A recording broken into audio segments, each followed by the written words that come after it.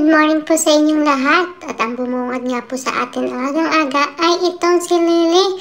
Isinubo niya ng buong buo sa bibig niya yung Oreo. At yun nga po, naglalaro kaming magkakapatid. At si kuya ay nagpretend na nahimatay. Kaya iniisip ko po kung paano ko po siya gagamutin. At ayan nga po, nakita ko itong mga tinapay na ito. Baka sakaling magising si kuya kapag binigyan ko ng tinapay. Ayun nga po, sinusubuan ko. Pero mukhang hindi siya epekto, kaya kailangan ko mag-isip ng iba. At ito ay naisip ko, bubuhusan ko siya ng tubig. Sigurado magigising siya. Kaya ayan, gumalaw siya. Sabi ko na sa inyo kasi takot siyang mabuhusan ko ng tubig. At yan nga po, yung isinubo ni Lily na Oreo sa bibig niya, ayan, hirap na hirap siyang kainin. At gusto niya pang isubo itong tinapay na laruan kay mami. At tawan-tawa ako kasi talagang si kuya ay nagising doon sa tubig. Akala niya talaga ibubuhos ko sa kanya. Pero andun pa rin siya, ayaw niyang tumayo, kaya hayaan ko na lang siya doon. At yan nga po, itong si Lily, feeling relax dito, pa-relax ito. Pero ito si mami po ay nagre-reklamo na kasi wala na daw po siyang ginawa kundi magligpit ng kalat naming dalawa. Especially si Lily po, napakakalat kasi kumakain po siya ng tinapay.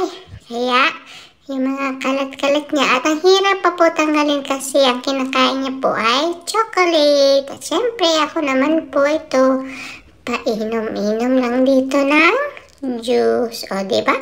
Ang dami namin ganap, magkakapatid. Merienda kami ng merienda at kain kami ng kain. Kaya sobrang pagod na pagod sa amin si mami everyday. At yun nga po, sinamahan ko pa ng pagkain itong Pringles at napakalaki na ito. Pero hindi ko naman po siya uubusin.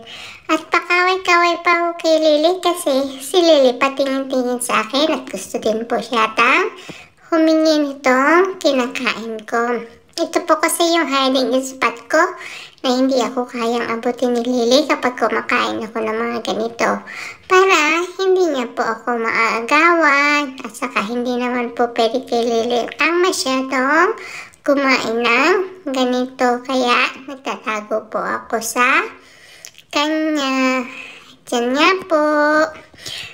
Tingin-tingin ako dito at si Lily, ayan, nasa initan na kasi. Pag ganitong oras ay medyo mainit po sa aming sala. Kaya yan, sinambrelohan ko na po. At pagkatapos po ay lumabas kami dito sa backyard para maglaro. Kaya yan, binibigyan ko ng tsinelas si mami para lumabas siya, bumaba siya doon sa may backyard. Kasama namin ni Lily at maglaro-laro kami dito kasi tama at sakto lang po yung weather kahit napakalakas po ng hangin. Tingnan niyo naman po yung buhok ko.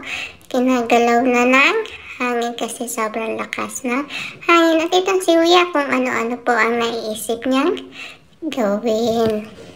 Sinasabit niya daw po yung bola dun sa tali kasi gagawin niya daw po punching bag. Pero mukhang hindi naman e-epekto yan kasi hindi naman siya marunong maglagay nun. Kaya ginugulo niya lang po at pinahihirapan yung kanyang sarili. At yun nga po, kala ko sakto lang yung weather. Pero hirap na hirap po ako kasi sobrang lakas ng hangin po. At hindi ako makapaglaro ng ayos. At ewan ko ba ito kay mami kung ano pa ang naisipan niya kasi inikot-ikot niya pa po si Lily. Samantalang si Lily po ay enjoy na enjoy sa kanyang pag-ikot. At alam niyo po ba, pagkatapos ay si mami ang hilong-hilo. Pero yung kanyang nilaro ay tuwang-tuwa pa. At yan nga po, hindi na namin nakakaya yung weather sa labas. Kaya naglaro na lang kami dito sa loob ng bahay.